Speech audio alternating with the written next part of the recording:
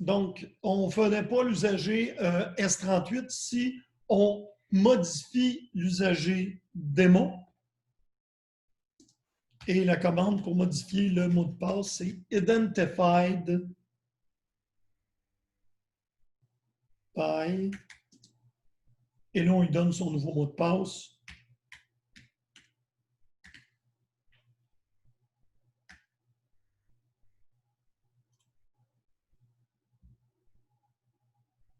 On va regarder si on peut encore se connecter comme démo.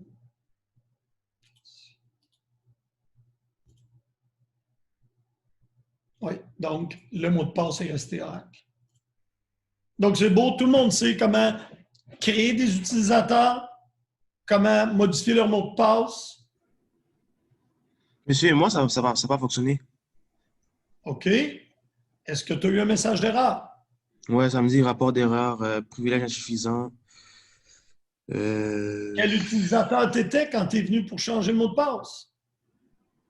ben, ok, non, je suis dans Scott. Est-ce que c'est à cause de ça? Peut-être que je vais Effectivement, Scott n'a cliquer ça. pas les droits. Ouais, c'est Il n'y a moi pas de qui sais. problème. C'est une erreur qui va vous arriver en production. Là, vous vous souvenez comment ça fonctionne et on poursuit. On est ici. Là, je peux juste vous dire, c'est les étapes de création d'un utilisateur. Il faut que tu choisisses un nom. Là, des noms d'utilisateurs, hormis au collège, habituellement, ça a quelque chose d'intelligent. Autrement dit, tu as une partie du nom avec le prénom, on appelle ça des règles de nomenclature, et ça peut être les deux premières lettres du prénom, underscore, ton nom de famille avec un numéro. Méthode d'authentification.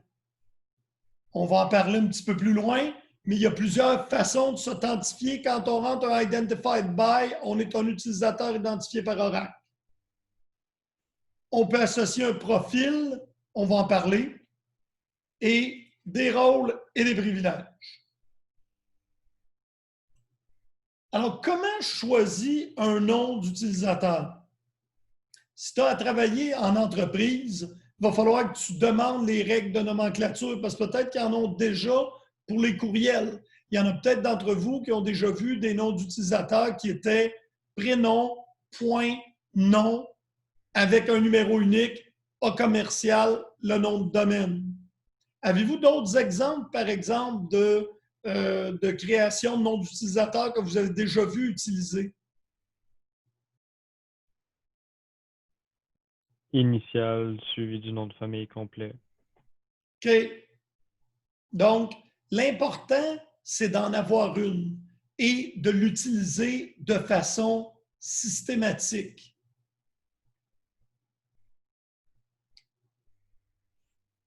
Donc, il faut comprendre les limites. Avec les bases de données Oracle, et là, je vais vous dire, ça, c'est valide jusqu'à la version 11G. Et ça veut dire, y a-t-il 11 versions de la BD d'Oracle, monsieur, puis on travaille avec la 12? La réponse, c'est oui. Mais à partir de la 12, il numérote avec les années. Fait que là, on a une base de données 19C, puis on va avoir une base de données 20, mais ça fait environ 14 versions qu'Oracle met sur le marché. Et ce qu'il faut comprendre, c'est que maximum 30 caractères. Des lettres, des chiffres et seulement les 3 symboles suivants, dièse, dollar, underscore. Je vous suggère de ne pas utiliser de caractères accentués. Puis le login doit toujours commencer par une lettre. Il ne peut pas commencer par un chiffre. Et là, ce qui est écrit là, si vous désirez utiliser des logins composés uniquement de chiffres, vous devez les entourer de guillemets. Imaginez-vous que l'utilisateur qui a un DA comme vous avez, vous autres, qui serait obligé de mettre des guillemets entre, je pense que ça n'a pas de bon sens. Alors, comme règle,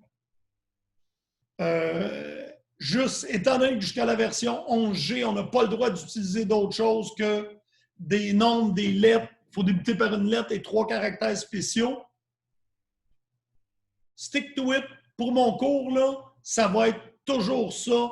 Mais vous devez comprendre que maintenant, avec la version 12 d'Oracle, on peut avoir des lettres majuscules et des lettres minuscules. Mais quand vous voulez différencier la casse, vous devez mettre des guillemets doubles. Est-ce que c'est compris pour tout le monde? Je quitte le mot consent.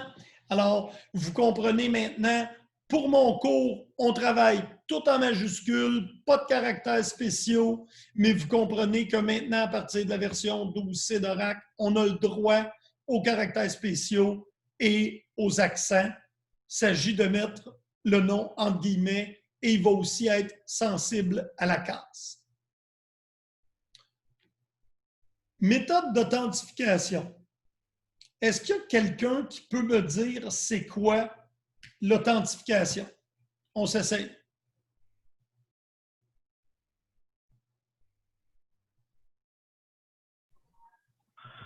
C'est pour s'identifier face à une application ou quoi que ce soit, en fait. C'est bon? En fait, ça arrête là. L'authentification, c'est me permettre de vérifier qui tu es. Fait que souvent, je vais te demander, vous avez peut-être entendu parler, tu cognes à une porte, puis je te demande ton mot de passe. Bien, en fait, ça a été inventé, croyez-le ou pas, dans les années 60. Selon mon interprétation libre, ça ne devrait plus être ça. On a des façons de s'authentifier qui sont pas mal plus intelligentes qu'un mot de passe en caractère ASCII, mais c'est encore ça. Et ça, c'est la première étape de la sécurité. On la voit appliquée au monde Oracle, là. Mais vous avez utilisé des applications web? Probablement que 90% des applications web que vous avez utilisées utilisent nom d'utilisateur, mot de passe. Et le mot de passe, c'est ce qu'on appelle un facteur d'authentification.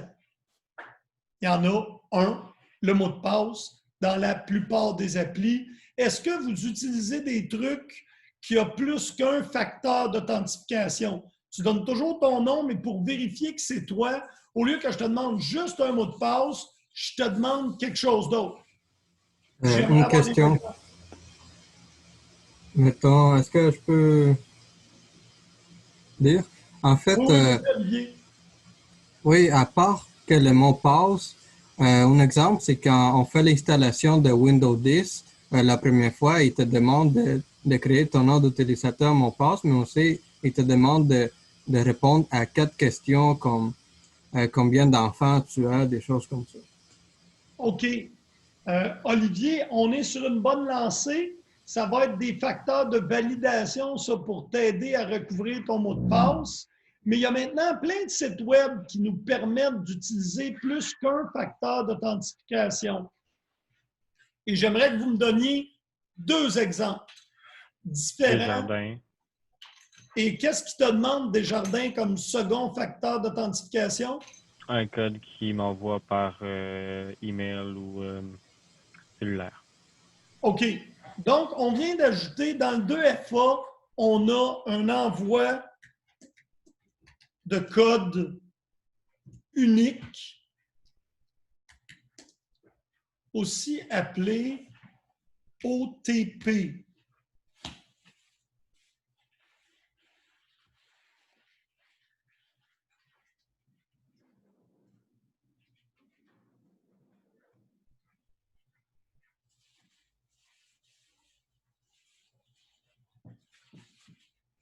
Est-ce qu'il y en a qui connaissent ça? Ouais, c'est celui qui le génère automatiquement pour tes applications. C'est AT, non? Oh, qui a dit AT? J'ai utilisé ça auparavant, mais maintenant j'utilise un autre programme. OK. Ça génère à la volée un numéro unique pour toi, valide seulement genre l'équivalent de 20 secondes, et c'est pour ça qu'il faut que tu scannes un code. à l'intérieur de ton application qui va te générer un mot de passe unique. Bien, il te demande ton mot de passe, puis il te demande le deuxième facteur. Ali, pourquoi tu as cessé d'utiliser OTI? Premièrement, je n'aimais pas que... je sais que c'est peut-être pas une bonne excuse pour tout le monde là, mais aussi, je suis pas quelqu'un qui aime open source, même si je suis pas la genre de personne qui va regarder dans le code là, mais j'aime savoir que si c'est un truc de sécurité, j'aimerais que ce soit open source. Puis aussi c'est aussi parce que j'ai une montre Wear OS et j'ai un téléphone Android. Et sur ma montre, j'ai une application Authenticator Pro qui est open source et qui peut faire du backup par Internet. Authenticator Pro, j'aime ça. Puis c'est open source, puis ça marche sur ma montre et sur mon téléphone. Puis je peux faire des backups et je peux même decrypt avec Python. Comme ça, après, avec un programme différent, j'utilise sur mon ordi un autre programme qui s'appelle genre WinAuth ou quelque chose. Puis ça marche.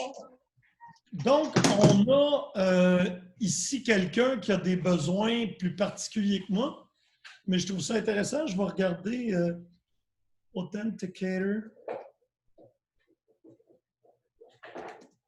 Parce que probablement, le plus connu là-dedans, c'est Authenticator de Google. Mais Authenticator de Google, il y a... c'est qui ce Christopher? Je ne vois pas le reste de son nom comme d'habitude. Excusez.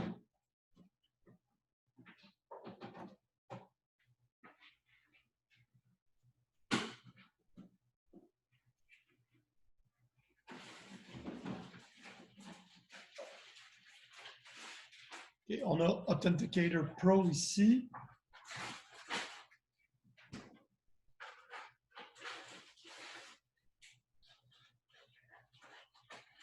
Intéressant.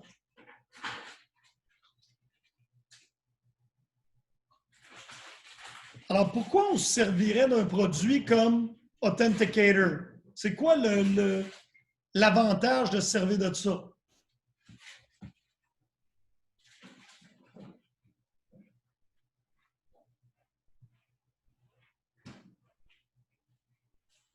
Anyone? Par rapport à un nom d'utilisateur mot de passe.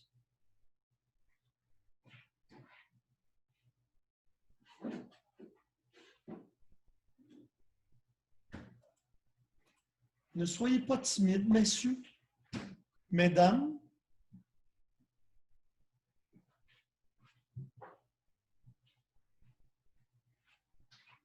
Non, moi, je ne veux personne bouger. Est-ce que c'est moi qui ai crashé? Oui. C'est la deuxième.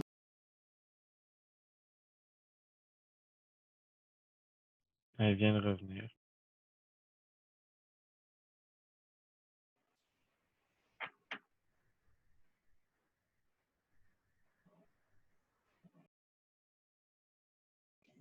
Monsieur, on vous entend pas. On ne vous entend pas. Est-ce que là, vous Ah, m'entendez? là, oui. Oui, on vous entend. Eh bien, je ne sais pas exactement ce qui a interagi avec Zoom, mais dans le milieu de mon... J'étais sur le bord de redémarrer. Et la vie est belle. Alors, on va repartir. Je suis désolé, je ne savais même pas que vous pouviez rester dans ma session quand moi en fait, tout a gelé de mon côté. Pardon, monsieur, la banque m'avait appelé pendant votre question. Ouais, c'est ça. Mais vous avez ouvert la bonne application, là, Authenticator Pro. Oui, Ouais, c'était celle-là. Ouais. Bon, puis je vais être capable de... On était rendu ici.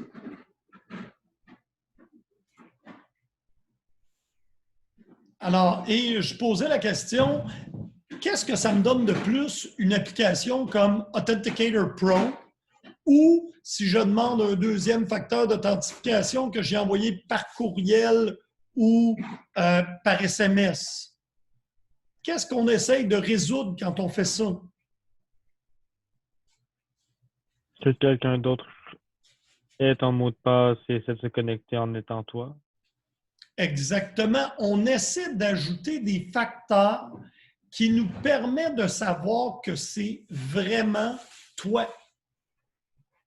Plus il y en a, ben mieux c'est.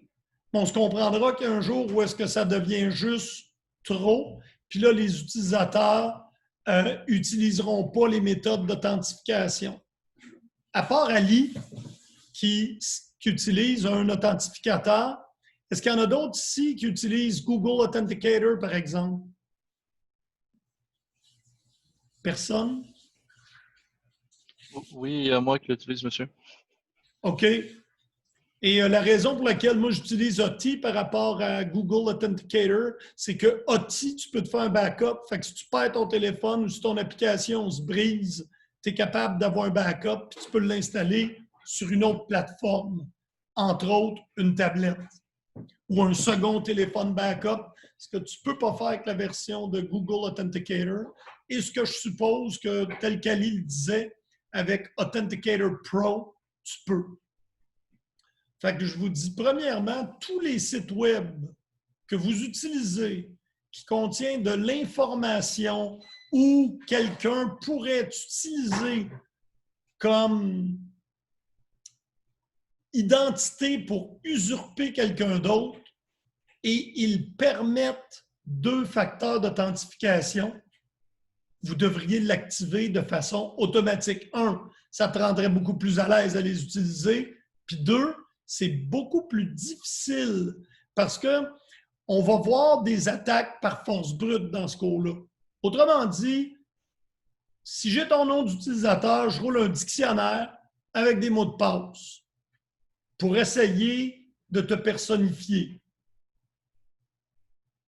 Là, si je suis obligé d'avoir aussi ton téléphone avec tes codes uniques, c'est pas mal plus d'ouvrage.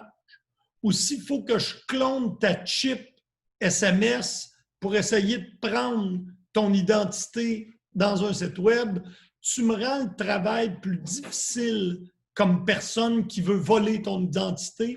Et le but, il n'y a pas de méthode parfaite, c'est de rendre le travail le plus difficile possible aux pirates.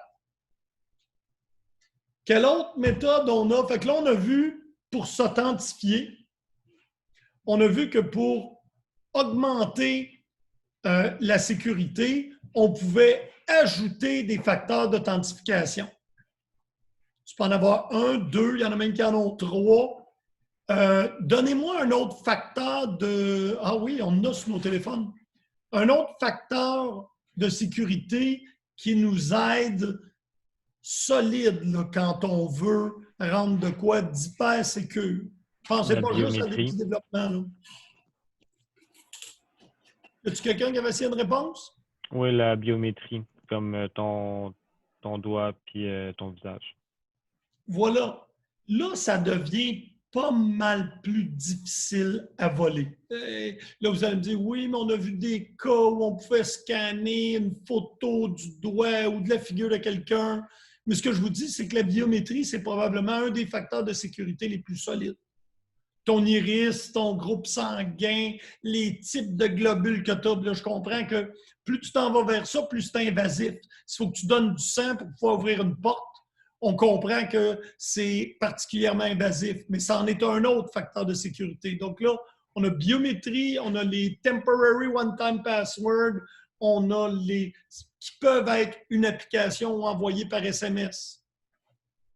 Mais le but, c'est de s'assurer que c'est vraiment toi à l'autre bout. Puis ça, qu'on utilise une base de données, un site web ou une application sur mesure, la première étape consiste à faire l'authentification de l'utilisateur. Le deuxième travail qu'on va faire après, c'est l'autorisation. C'est un coup que je sais que c'est toi. Maintenant, qu'est-ce que tu as le droit de faire? Ça, c'est ce qu'on appelle la mécanique d'autorisation et habituellement, c'est fait avec des privilèges ou des droits, dépendant comment c'est appelé, mais dans un monde Oracle, c'est appelé des privilèges.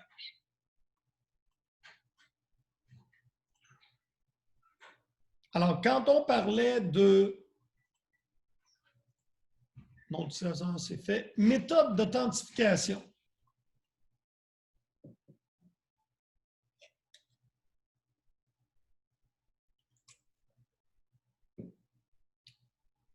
Je pense que c'est un bon moment pour une pause. Il était 32. On revient à et 38. Ça vous va? Parfait. À tout de suite, monsieur. Petite pause. À tout de suite.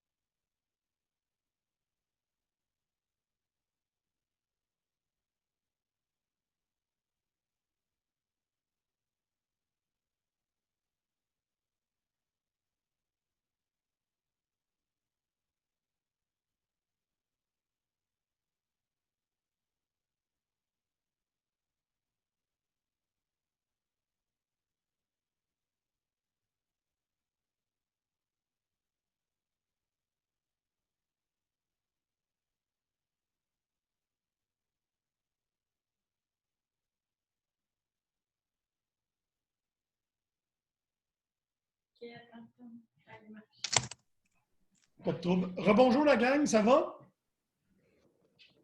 Oui, vous. Parfait. Oui, super. Donc, il y a aussi plusieurs méthodes de s'authentifier qu'une BD Oracle. Malheureusement, il n'y en a pas avec un second facteur d'authentification, mais on va regarder les types d'authentification et la seule que vous devez maîtriser, autrement dit, savoir comment créer un utilisateur avec, c'est l'authentification par la base de données. Autrement dit, on va fournir un nom d'utilisateur mot de passe, la base, ça s'en va à la base de données, confirme l'authentification, puis ça nous revient. Celle-là est facile et pas compliquée, et c'est les limites que je vous ai données. Les mots de passe sont chiffrés dans la base de données. Le cours finit à quelle heure? Il finit à 3, 6. Junior, on t'entend? Est-ce que c'est voulu? Oh, excusez-moi. Pas de trouble? OK. Donc, c'est ça à peu près partout où tu vas travailler sur une base de données. On va laisser à la base de données l'ouvrage de s'occuper de l'authentification.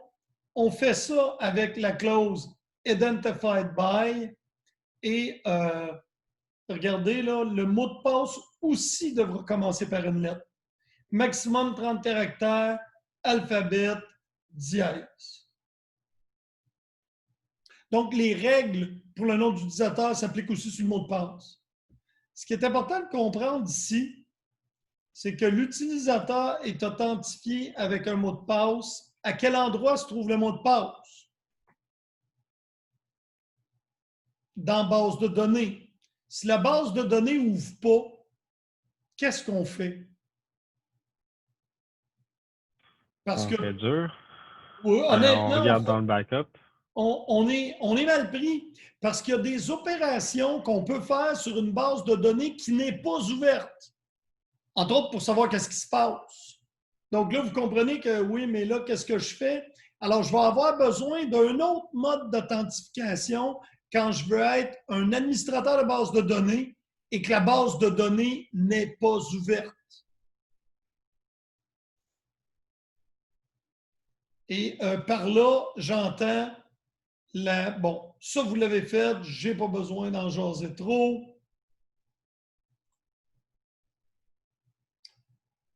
Ici, on parle de Single Sign-On. Est-ce que quelqu'un connaît l'expression SSO? Single Sign-On.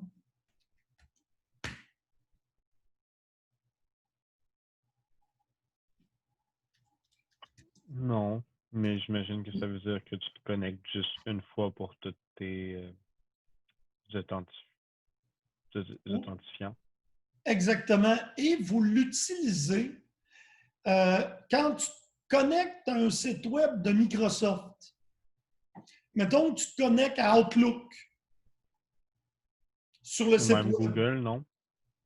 Ah, merci. C'est encore meilleur. En fait, Google, toutes les applications, théoriquement, tu peux te loguer individuellement avec ton username, password, Gmail.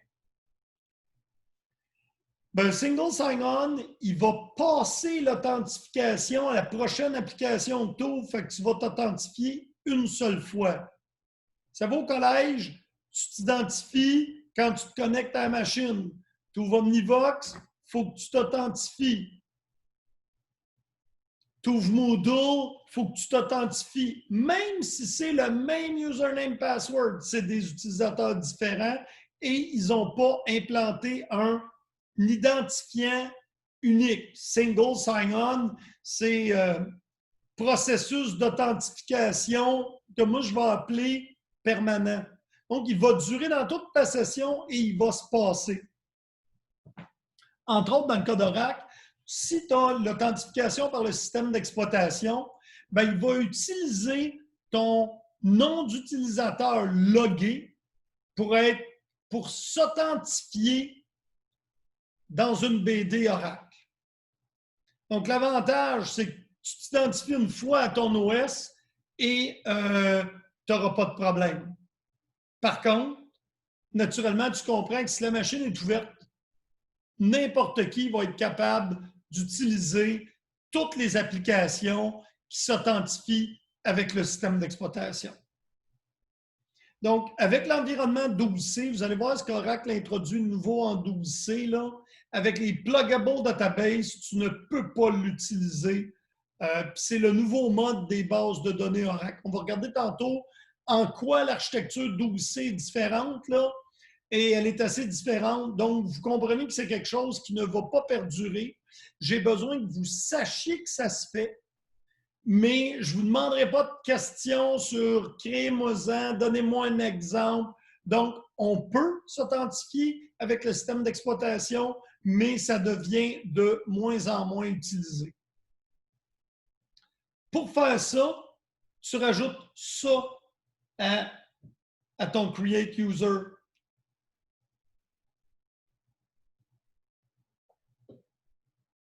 Cheers, monsieur. Oui, merci. Cheers. Je vais juste dire, je ne prends pas de bière du temps que j'enseigne, là. Mais après, peut-être. OK. Et là, on arrive avec la notion de profil qui est ici et de mot de passe. On est arrivé ici. Et comme je vous ai dit, là, il y a une façon de faire. J'ai enlevé l'exercice parce que je ne vous demanderai pas ça. Alors, posez-vous pas trop de questions sur comment on fait de l'authentification externe. En fait, les utilisateurs sont créés avec OPS $, puis le nom de l'utilisateur. C'est comme ça qu'Oracle fait le mapping entre le nom externe, qui est le nom du système d'exploitation, et le nom interne, mais j'ai besoin que vous sachiez, si jamais un jour tu en as besoin, bien, ce que tu pourras faire, c'est ce que moi je fais quand j'ai besoin. Je fais une recherche Google et tu regardes comment ça fonctionne.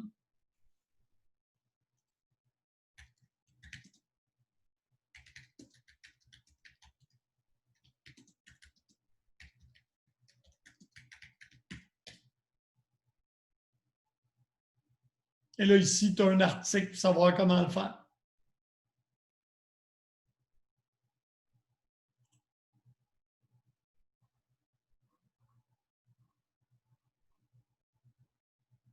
Et là, voyez-vous, ce que je vous disais, c'est qu'il met toujours un préfixe devant le nom de l'utilisateur OPS $.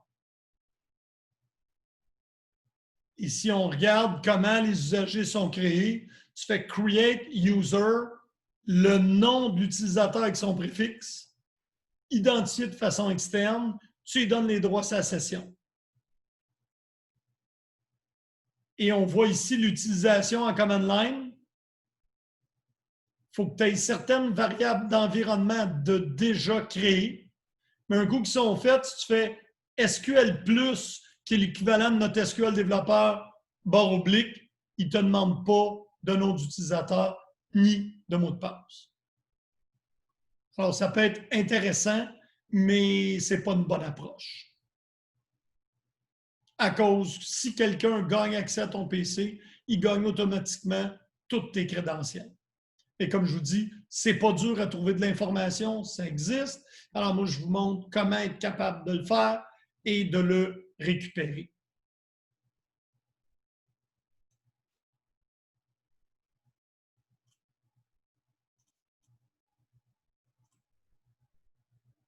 Ça, ici, on va y revenir tantôt. C'est vraiment comment créer un profil. Et le profil, on va l'apprendre, gère le mot de passe. En fait, la politique de changement de mot de passe ou de complexité et les limites ressources.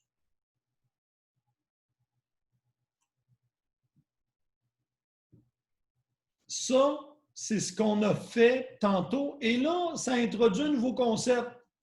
Monsieur, on n'a pas parlé de c'est quoi account lock et unlock. Est-ce qu'il y a quelqu'un qui veut prendre une chance pour savoir c'est quoi le lock puis le unlock dans un compte? Ben, j'imagine que si, admettons, le user veut essayer de se connecter, Il peut pas parce qu'il est bloqué. Voilà. Et ça, c'est l'autre chose. Vous souvenez-vous qu'on vous explique partout que tu dois avoir des mots de passe compliqués, des majuscules, des minuscules, des symboles spéciaux. On vous explique tout ça. Et votre numéro d'identification personnelle à la banque, là, ton NIP, là, combien de caractères qu'il y a? 4 ou 5. 5. Ah, le mien en a 4. 4. Ouais. 4, c'est pas pire, j'aime ça. Ça va faire un beau chiffre. C'est 10 000 possibilités. Ça prend combien de temps qu'un ordinateur aujourd'hui essayer 10 000 possibilités, vous pensez? Pas gros. Même pas point une seconde, genre 0. C'est extra rapide. Et pourtant, c'est considéré une méthode sécure. Pourquoi? Après 3 erreurs, il va lock ton compte, j'imagine. Et voilà. Alors, une des façons de pallier aux problématiques d'attaque par force brute, c'est de dire ce que moi j'appelle 3 prises, t'es mort. Je te laisse tenter 3 fois de te connecter. Après 3 fois, je lock ton account. Alors, si une banque utilise cette pratique-là, vous pouvez comprendre que c'est une très bonne pratique. Et là, si on utilise des profils, on peut dire le nombre de fois qu'on permet à un utilisateur de se connecter avec le mauvais nom d'utilisateur mot de passe avant de le barrer. Mais si on le barre, et ça, vous devez savoir comment le débarrer, cette commande-là, je peux vous la demander en examen, en quiz. Quelle est la commande pour débarrer un compte qui a été verrouillé par trop d'essais infructueux? Ça va? All right. Si on est capable de créer des utilisateurs, on est capable d'en effacer. Et vous souvenez-vous de vos cours de Linux, RM, RF, Y? Qu'est-ce que ça fait? Ça enlève, ça détruit un dossier puis ça détruit tout ce qui est dedans pour pouvoir le détruire. Et voilà. On va essayer de faire un drop user démo dans un premier temps, connecté en tant que Scott. Pas Scott, excusez, en tant que SIS. Je suis SIS ici. Je vais aller chercher VM6. OK. On va essayer de faire un drop user démo.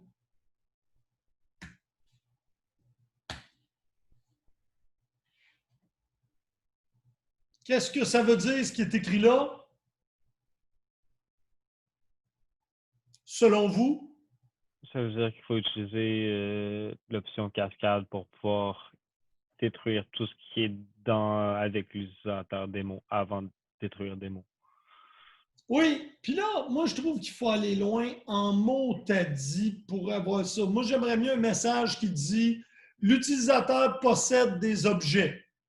En fait, je ne dirais même pas comment régler le problème personnellement. Si tu essaies d'effacer un utilisateur puis tu ne connais pas le mot cascade, tu n'es probablement pas la bonne personne pour l'effacer. Mais bon, ils ont choisi ça. Donc, quand vous voyez Cascade must be specified to drop demo, ça veut dire que démo possède des objets. Là, on va voir si c'est vrai. Donc, on va dans un premier temps créer un nouvel utilisateur démo 2. Allez-y, créez un user démo 2.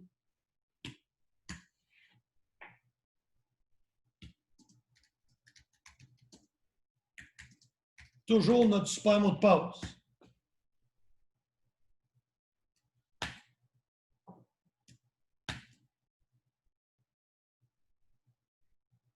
Et là, celui-là, on va tenter de l'effacer.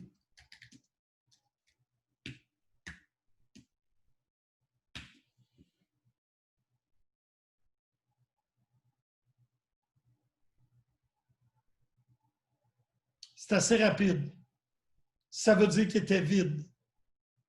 Fait que ça vous donne l'exemple. Si tu as l'erreur, cascade doit être utilisée, ce qu'il faut que ça t'allume, c'est je suis après faire une erreur. Je ne vais pas rajouter le mot cascade sans me poser de questions. Est-ce qu'il y a des objets dans cet utilisateur-là que je veux sauvegarder? On va recréer notre démo 2. Ne le droppez pas. Donc, allez devant et mettez 2 traits d'union devant la commande. Puis, on va se faire une petite table.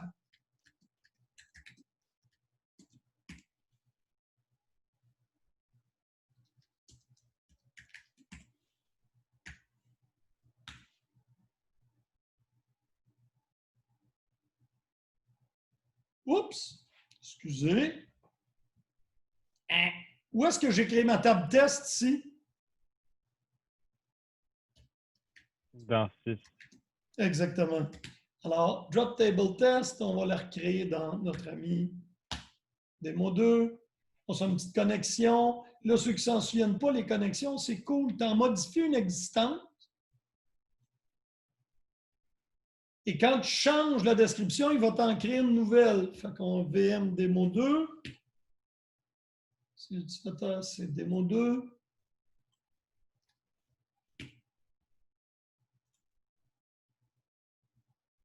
Ah! C'est pas grave, on va sauvegarder. Il n'y a aucun droit à démo 2. Au moins donner 2 droits.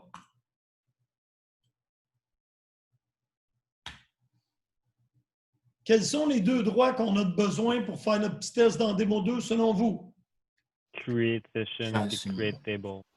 Yeah.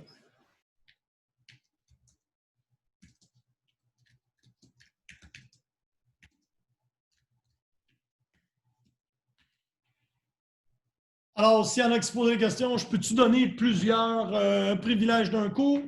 C'est votre réponse.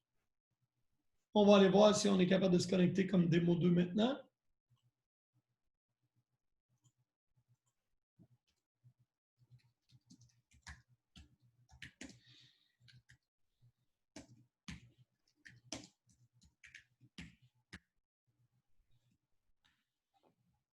Je vous laisse rattraper.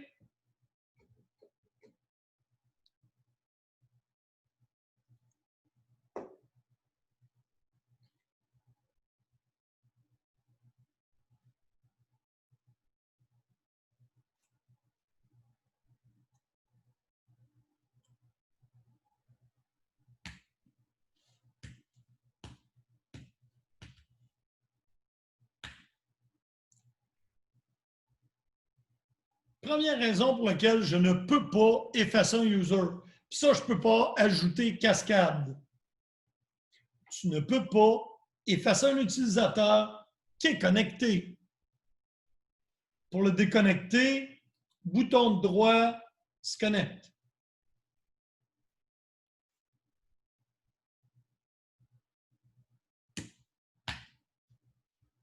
Et là, qu'est-ce qui se passe? Cascade.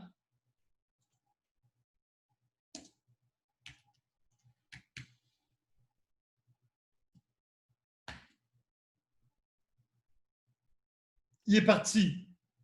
Qu'est-ce qui arrive si j'essaie de me connecter avec ça ici, selon vous?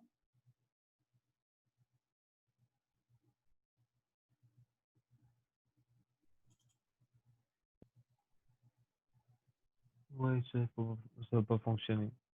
Et le message d'erreur est voulu. Invalid username / password logon denied. On ne veut pas dire à un attaquant potentiel, tu as le bon nom d'utilisateur, mais tu n'as pas le bon mot de passe. Parce que là, tu viens de donner un indice. Tu dis, le nom d'utilisateur, il est bon. Fait que là, la personne va se mettre à juste essayer d'attaquer le mot de passe. Fait que quand on a une application, malgré que pour les utilisateurs légitimes, c'est un peu poche de ne pas savoir si j'ai le bon utilisateur ou le bon mot de passe, mais on a tendance à dire, et c'est une bonne pratique, que la combinaison n'est pas bonne. André, tu avais une question? Oui, monsieur. Est-ce que vous pouvez aller dans Propriétés, dans 6? Parce que j'ai mis le username, mais là, il a changé. Puis il n'a pas remis à celui-là du début. Pas de trouble. Dans 6, c'est 6. OK. 6. Et ici, c'est lequel à droite? C'est 6 DBA?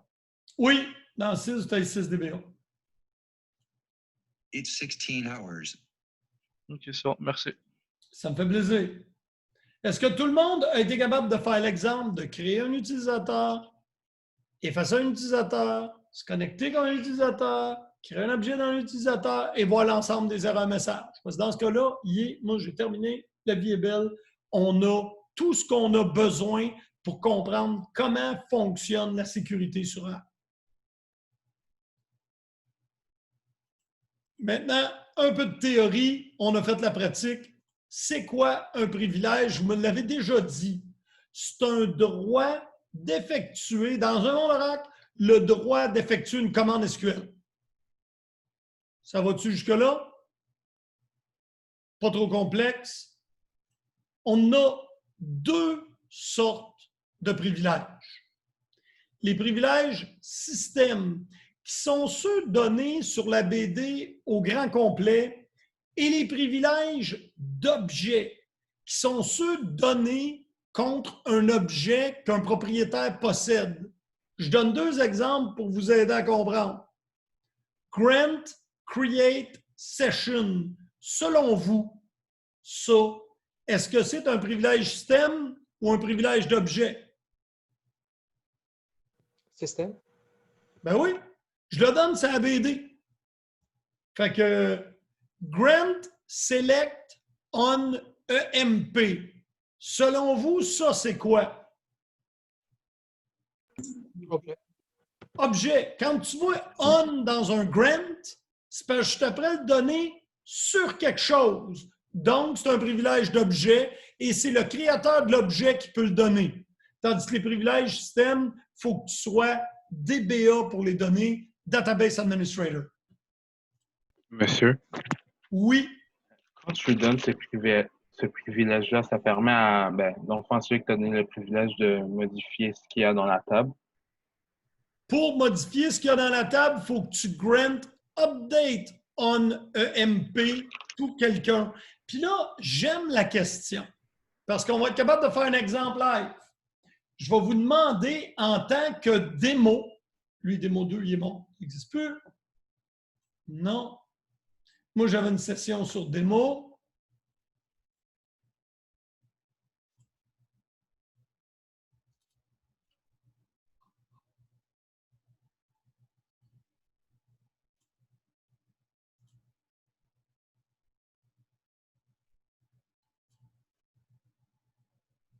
On voit que j'ai fait mon select ici.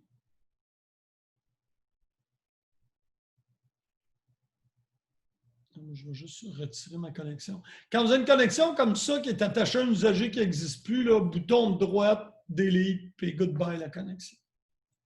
OK, donc je suis capable de faire des selects ici. Je pense que je n'ai pas d'autres droits que ceux-là. Par contre, pour poser la question, ouais, mais c'est quoi les droits que j'ai sur la table? On va regarder ça un petit peu plus loin. On a des tables du dictionnaire de données, mais on va changer la job. On va tenter de changer.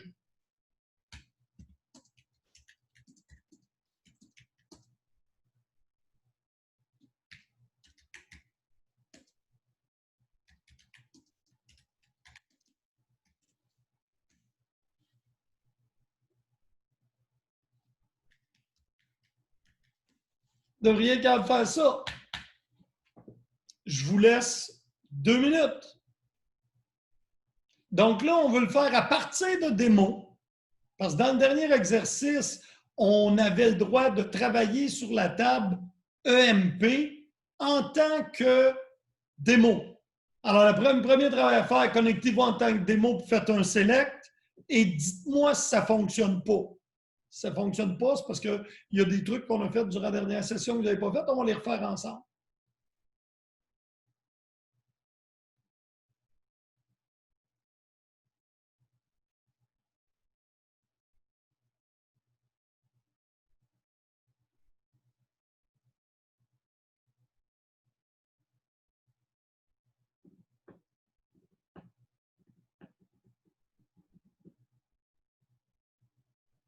Est-ce qu'il y a quelqu'un qui, en tant que démo, n'est pas en mesure de faire un select étoile from scott.emp ou EMP.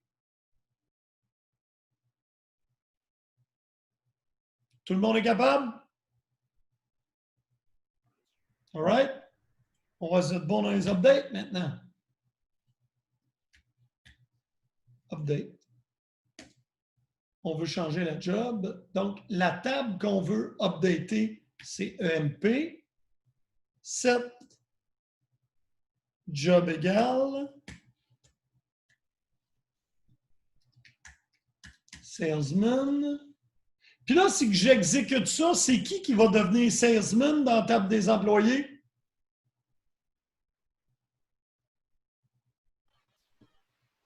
Tout le monde. Tout le monde. Il faut donc aller faire un where.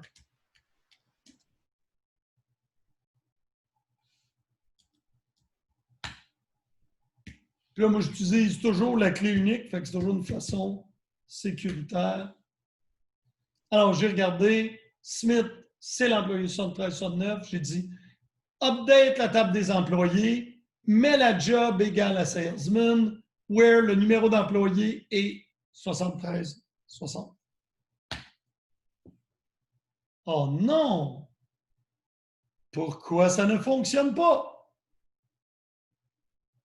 On n'a pas eu le privilège de faire un update sur la Voilà. table BMP. Et le seul qui peut donner un privilège d'update sur un objet qu'il possède, c'est le propriétaire. Elle est à qui, la table EMP? À Scott. À Scott, Oui, ouais. parce qu'on a roulé le script là. Alors, on va être paresseux. Ça, c'est... Vous souvenez-vous, c'est le script que j'avais fait? Donc, on va dire Grant, update, en EMP, tout démo.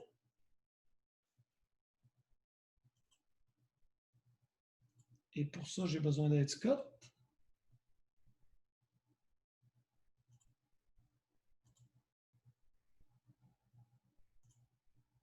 Il l'a fait et on va réessayer. Je vide mon message d'erreur comme ça. Je réexécute.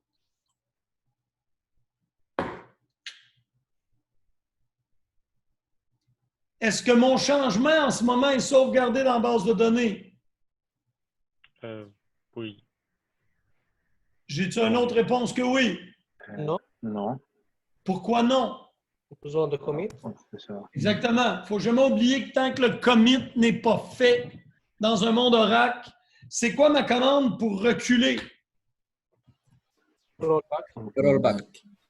Si je fais ça, là, mon update, il n'est plus là. Regardez, je vais faire un select, là. Smith est toujours clerk.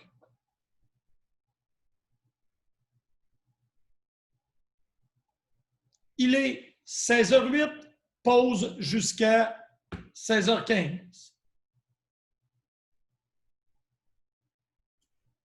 À tantôt, gang!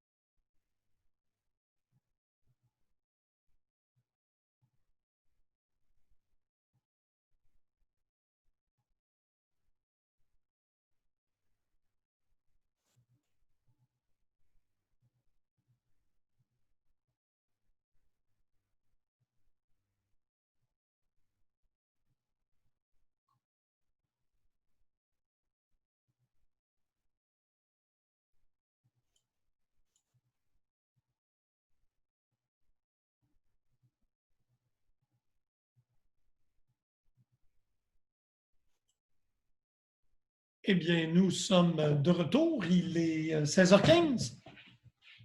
On va tranquillement se remettre où est-ce qu'on était. Alors donc, là, on a fait des tests avec l'utilisateur démo et on a vu qu'on ne pouvait pas mettre à jour la table avec sans avoir le privilège d'objet approprié. Et le privilège d'objet, on l'a fait si M. Scott nous a donné un grant update on l'objet tout démo. Tous les privilèges objets ont ça ici. Grant, le type d'énoncé que tu veux faire, on l'objet. Tout comme on avait dans les privilèges système. Donc, ça va aller naturellement un peu plus vite parce qu'on en a fait beaucoup auparavant en discussion. Là, voilà les diapos. Donc, tout utilisateur, malgré la création de son compte, ne peut pas se connecter. On l'a montré à peu près 100 fois. Le droit qui donne à se connecter, c'est le Create Session. Et même si tu es connecté, tu ne peux rien faire. Alors ici, la personne qui s'occupe de donner ces droits-là habituellement d'une entreprise, les droits sur la BD, c'est l'administrateur de base de données, communément appelé DBA. Et la syntaxe de la commande qu'on a déjà fait, c'est grant, le nom du privilège. Et là, je vous ai montré, là, tu peux faire virgule puis en mettre tant que tu en veux. To user. Là, tu pourras en mettre plusieurs. User, virgule, user. Et on voit ici le mot rôle. C'est ce qu'on va apprendre. La prochaine chose qu'on va faire va créer un rôle, on va le donner. Comme ça, si on a besoin de redonner les mêmes privilèges, on va être capable de les affecter au rôle. Privilège système important. Create session pour te loguer. Create table, create séquence, create view, create procédure. Ça, c'est pour créer les objets qu'on va avoir besoin. Alors, de toute façon, notre utilisateur démo 2 pourrait maintenant recevoir ces droits-là. Donc, on va aller lui donner le droit de créer des tables, des séquences, des vues. C'est un privilège système de pouvoir créer des tables. Donc, il faut le donner ici, en tant que sys. Donc, grant.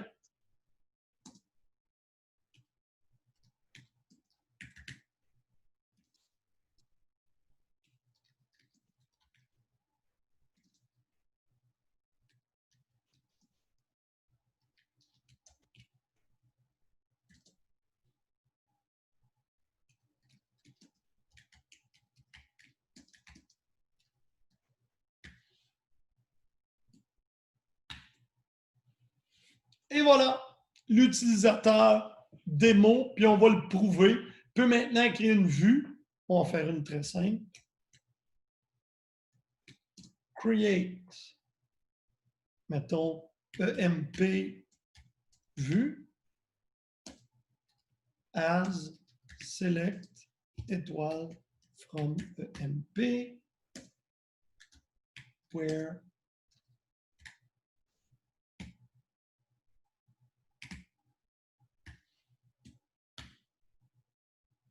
oups, il aurait peut-être fallu que je dise que je veux créer une vue. MView created, y a-t-il quelqu'un qui va me dire ce que ça va faire si je fais en tant que démo, parce que la vue est juste à moi. Je fais un select étoile sur MView, qu'est-ce que je vais voir?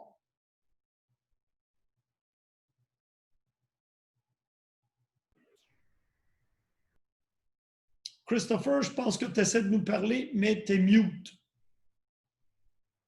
Vous m'entendez maintenant? On va voir tous les employés de la table EMP qui ont quoi comme numéro de département? 30. Oui.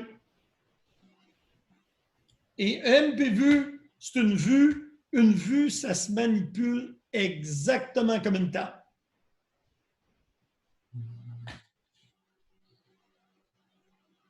Mais pour avoir le droit de faire un select sur une vue qui est à côté sur une table, il faut que j'aie les droits sur la table. Preuve.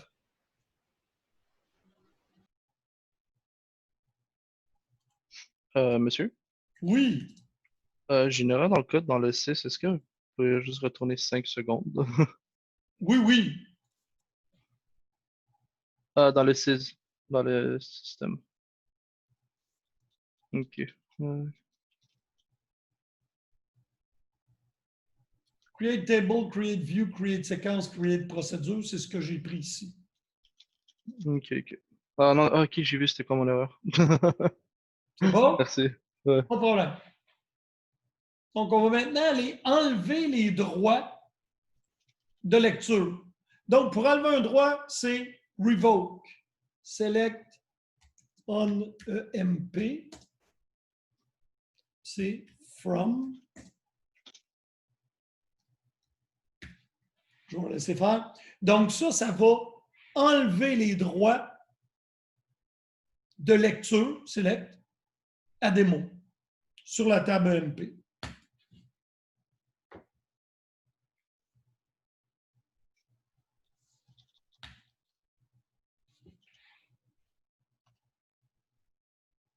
Donc, même si je me crée une vue un select ailleurs, il faut quand même que je possède les droits de lecture. Already, what? Pardon, Christian? Ah non, désolé, j'ai oublié de me mute. OK.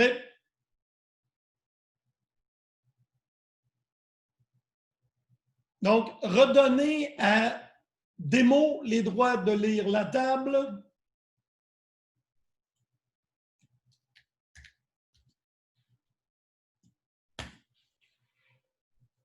Et ma vue devrait à nouveau fonctionner. Donc, si j'ai une vue sur un objet, si on m'enlève les droits de faire un select sur cet objet-là, je perds donc les droits d'utiliser ma vue. Est-ce qu'il y en a qui a quelque chose là-dedans qui n'est pas clair ou qui aurait besoin d'une précision additionnelle? Et tout ça, c'est des privilèges système, sauf celui-là. Grant Select On, je dis spécifiquement un objet, c'est un privilège d'objet.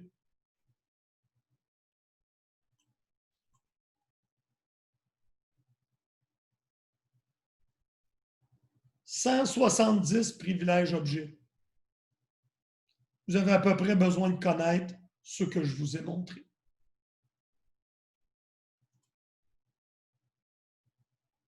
Ça, c'est ce qu'on vient de faire.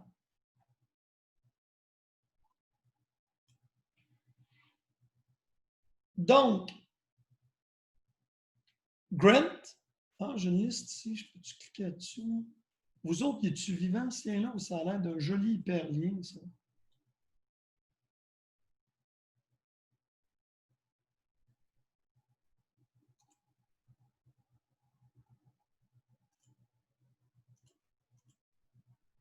Non, tristement.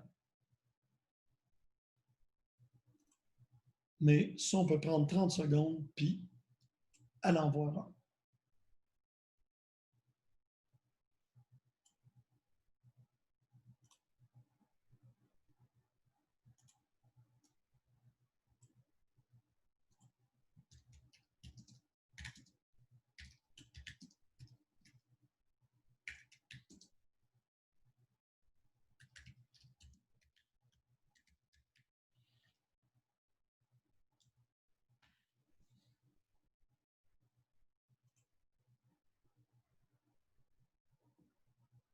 Et là, ils sont tous ici.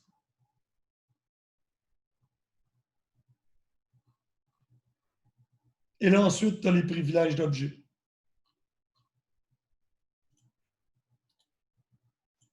On va mettre ça dans la présentation.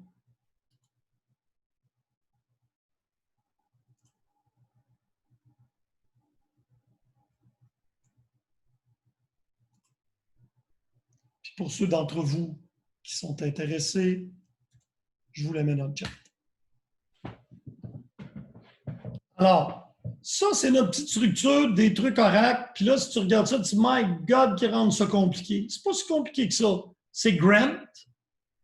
Puis là, tu peux donner tous les droits, all privilege to, ou grant un rôle, ou grant un système privilège. Un privilège système, entre autres, create table. Donc, grant, create table to, un privilège, ça peut être donné à un user, un rôle, ou à public, qui est une espèce de synonyme pour un groupe d'utilisateurs avec lesquels je vous suggère de ne jamais travailler, parce que tout le monde est membre du groupe public. Fait que c'est assez facile d'accidentellement donner quelqu'un, identified by. Pour ce qui est des rôles, les rôles peuvent être identifiés par un mot de passe, soit que c'est là. With admin option, y a-t-il quelqu'un qui veut se risquer sur à quoi ça sert, ça?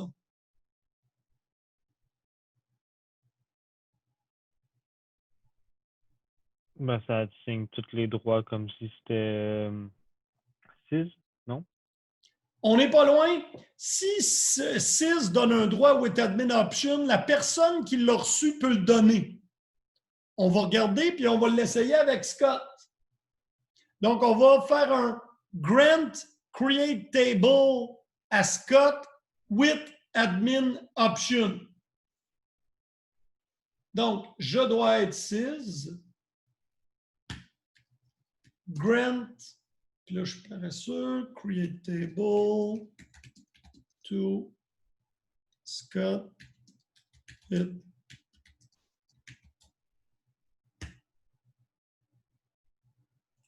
C'est le fun, c'est écrit grant. Et non pas la gratte. La gratte a passé 2 morts. Grant create table to Scott with admin option. Et là, je suis Scott. Je peux faire grant create table to demo.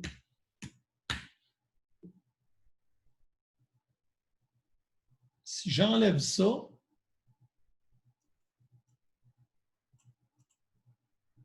revoke, create table from Scott.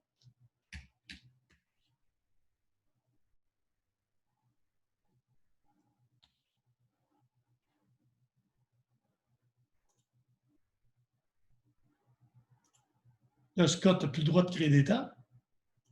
Mais est-ce que Demo va encore avoir le droit?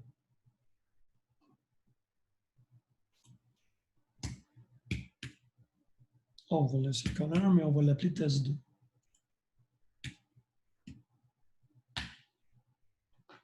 Donc, si je donne à quelqu'un un privilège with admin option et qu'il donne à quelqu'un d'autre, si j'y enlève à lui, ça ne l'enlève pas à personne qui l'a reçu de lui.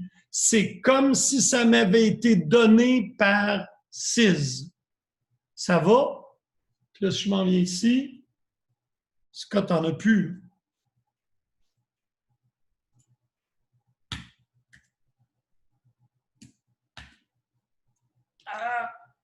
Ah! Pourquoi ai-je le droit de créer une table? Alors qu'ici, revoke, create table from Scott. On va essayer une chose. On va se déloguer comme étant Scott.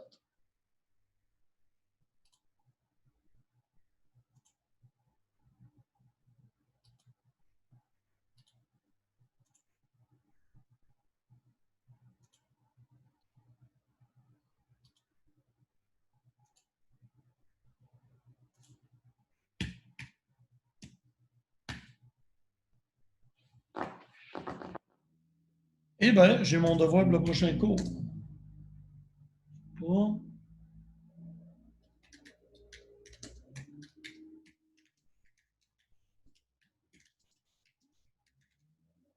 Devoir au prof. Parce que théoriquement, si j'ai plus le droit, je ne devrais plus être capable. Et Scott a peut-être d'autres. Ah, Scott est DBA. OK.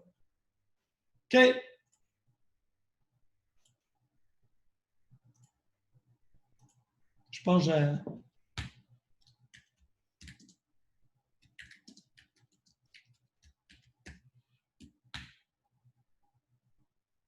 Non, il n'a pas été donné. Bon, j'ai mon devoir pour le prochain cours parce que théoriquement, j'ai quelque chose d'autre, ça a l'air qui me donne le droit. J'ai un create any table.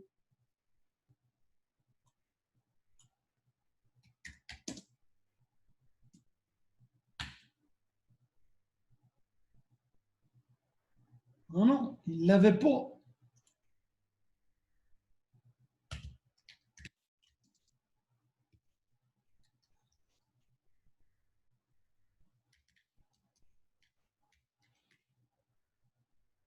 Je vois si c'est la bonne table.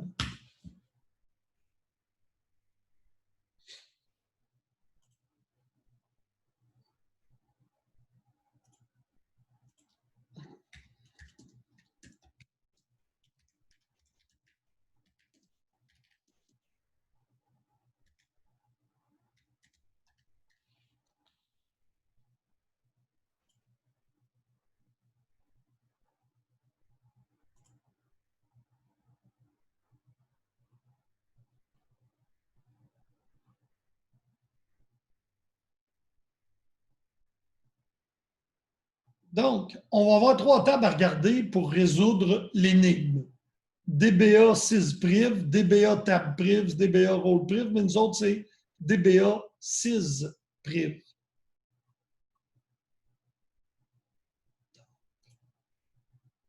Tu roules ça comme 6.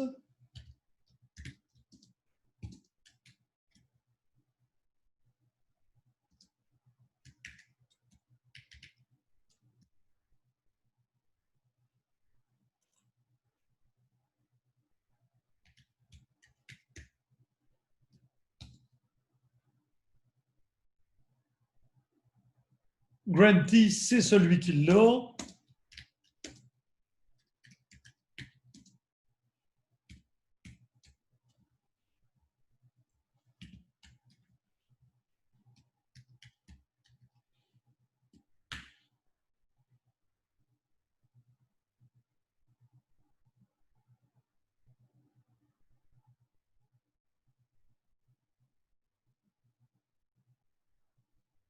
Alors, Scott a le droit de dropper des répertoires, changer des sessions, créer des répertoires, créer des vues, faire des selects sur le directory et des droits illimités au niveau du table space.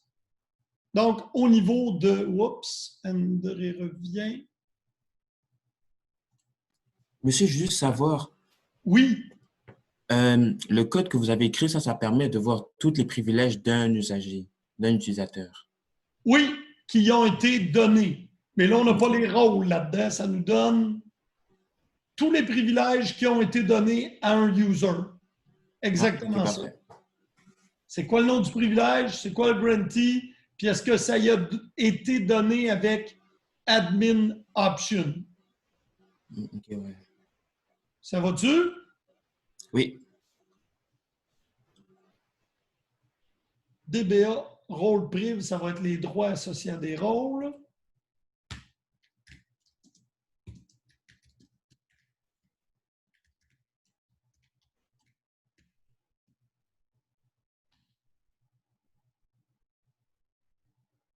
C'est grantee encore. On va être paresseux.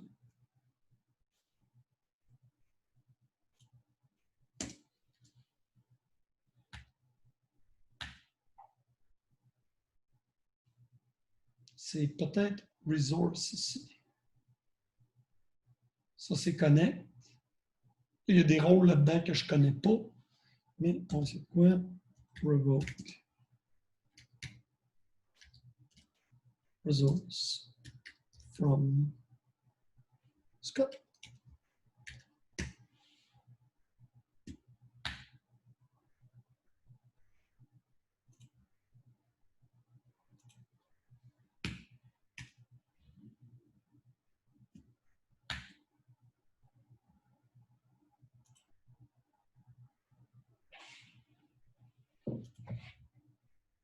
Il ne devrait pas avoir non plus.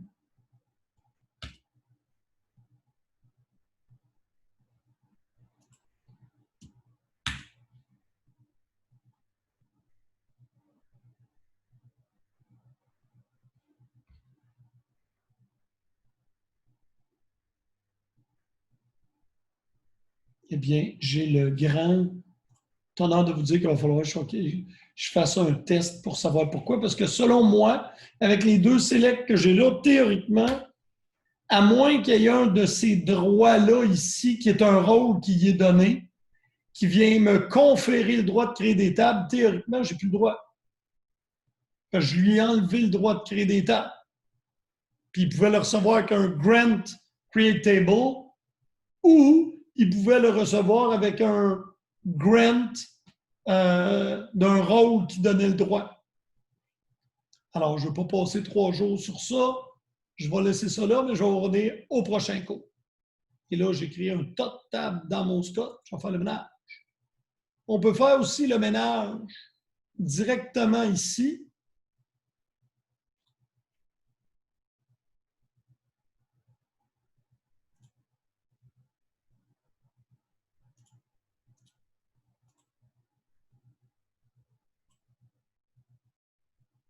J'aurais pu aussi faire un...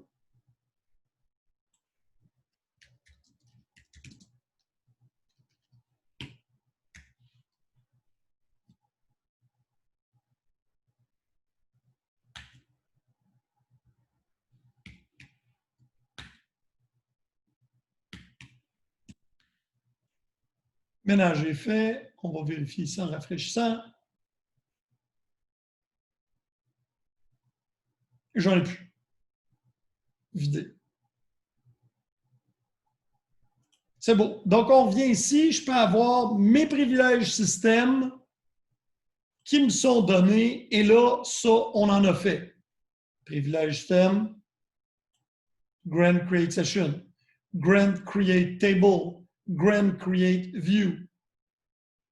Et je vous ai montré qu'on pouvait les mettre à la queue leu-leu dans l'exemple qu'on a fait tantôt.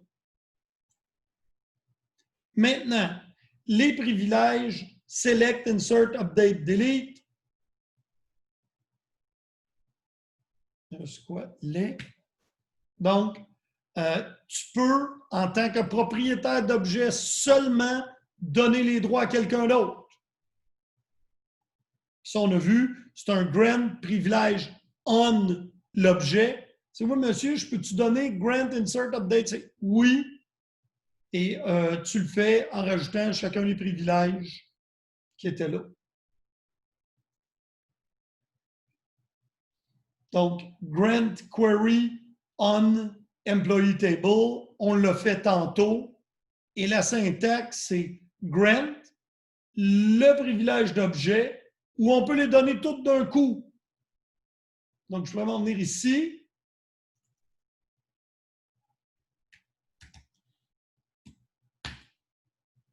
Là, tu as Insert, Update, Delete, Select.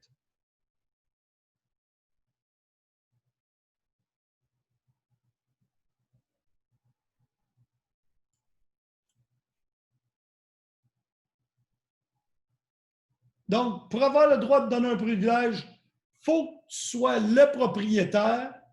L'objet doit être dans ton schéma. Il y a des DBA qui peuvent aussi donner des droits. Et si tu reçois un privilège objet with grant option, tu as le droit de redonner le privilège. Mais celui-là, si je te donne un privilège avec with grant option puis je te l'enlève, tous ceux à qui tu l'as donné perdent le privilège. Donc, with grant option, ça se donne à un privilège d'objet. La même affaire avec un privilège système, c'est with admin option. Ça va? Petite différence de syntaxe, là. Et on a un exemple ici. En tant que Scott, accorder les privilèges de sélection à l'utilisateur S38 sur la tabine. Pour nous, ce ne sera pas S38. Notre utilisateur démo 2, ou en fait, en tant que Scott, on peut le donner à démo. Donc, grant all on DEPT to demo with grant option. Qu'est-ce que ça va me donner le droit, ça, en tant que démo? Qu'est-ce que je vais avoir le droit de faire avec le privilège qui m'a été donné sur la table DEPT?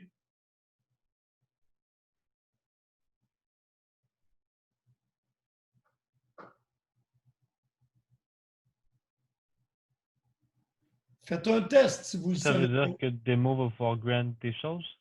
Exactement ça. Prouvons-le hors de tout doute. On va créer démo 2.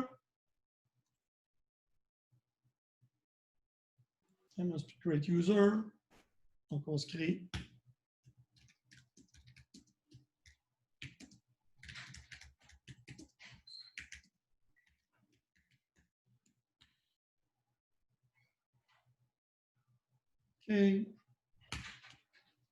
On va au moins faire disconnecter. Grant. Create. Session 2. Démo 2. Et là, je m'en viens en tant que... Je les ai grantés.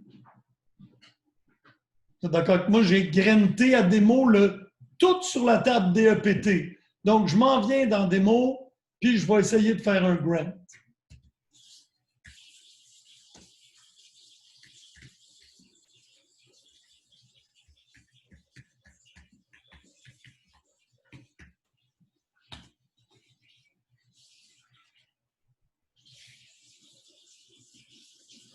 Grant select on Scott. Oups. Voyez-vous, en tant que sur la table BMP, je n'ai pas de droit, je ne peux pas y donner. Et là, je peux. Donc, je m'explique. Quand je donne à quelqu'un un privilège sur un de mes objets with grant option, cette personne-là peut se retourner et le donner. On va voir si c'est vrai. Là, je vais me créer une petite connexion démo 2.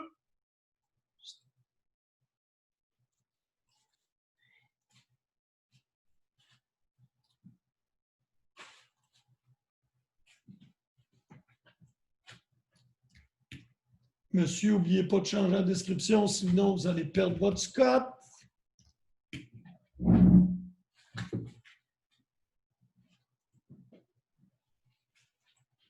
Là, j'ai juste le droit de Create Session, puis le droit sur DEPT.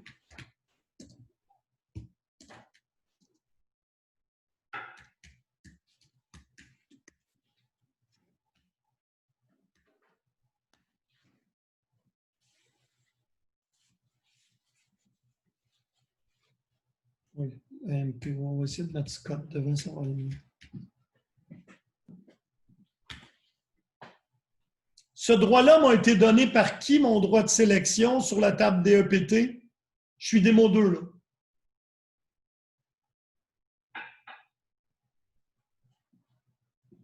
Ils m'ont été donnés par mon ami démo, qui est ici. Grant Select on Scott to démo 2. Alors, étant donné que Scott a donné à démo le droit de donner les droits, il a pu y enlever. Là, je suis Scott, puis moi, je suis choqué, je ne veux plus qu'il fasse ça. Je vais enlever lui. Donc, je suis Scott, puis je ne veux plus qu'il fasse ça. Donc, je vais faire j'ai fait un grant all on DEPT to demo with grant option. Je vais faire copier-coller de ça.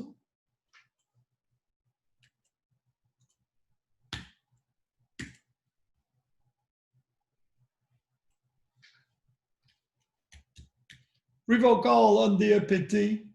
Puis là, c'est from.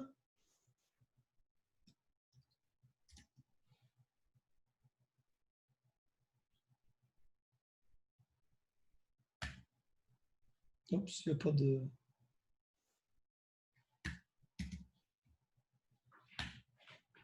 Donc là, j'ai révoqué tous les droits on DEPT from démo.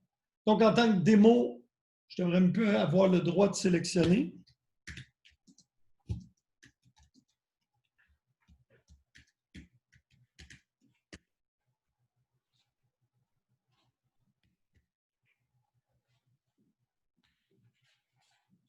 Je ne vois même plus la table.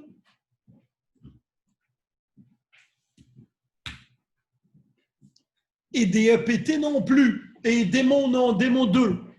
Alors, la différence entre les privilèges d'objets with grant option et les privilèges système avec with admin option, c'est qu'un privilège système, même si je te l'enlève et que tu avais les admin options, ceux qui l'ont reçu les gardent. Les privilèges d'objets, si je te l'ai donné with grant option puis tu l'as donné à d'autres, si je te l'enlève à toi, je l'enlève à tout le monde que tu l'as donné. Est-ce que vous comprenez comme il faut la différence? Oui.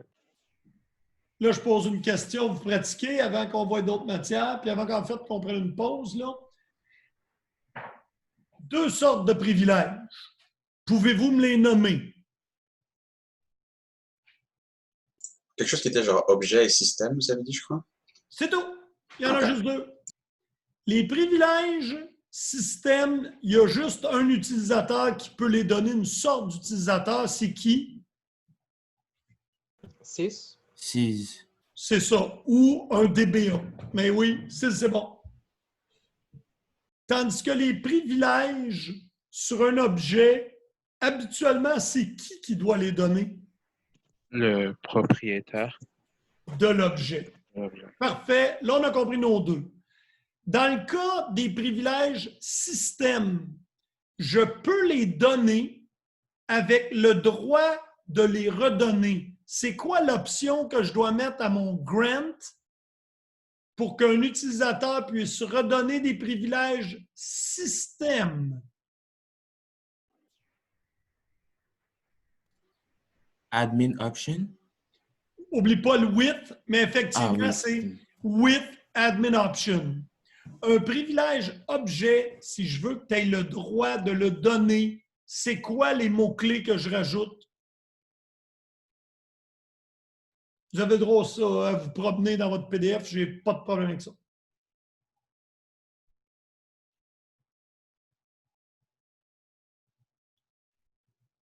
C'est with grant option. Est-ce que ça va jusque-là? Donc, un privilège objet, je n'ai pas le droit de rajouter with admin option. Tu vas avoir un message d'erreur. Il faut que tu dises with grant option. Et si je révoque un privilège qui t'a été donné with grant option, qu'est-ce qui se passe avec ceux à qui tu l'as donné, ce privilège-là, en tant que, si tu veux, administrateur temporaire? C'est le test que je viens de faire. Alors, tout le monde va aussi pas avoir ce privilège. Si tu le donnes, puis si je te l'enlève, tout le monde à qui tu l'as donné va le perdre. OK. Pause jusqu'à 55. Reprise jusqu'à 35, puis le cours va être terminé si ça vous convient. Ça va-tu? Oui. Donc, c'est bien. Good. On se revoit dans 6 minutes.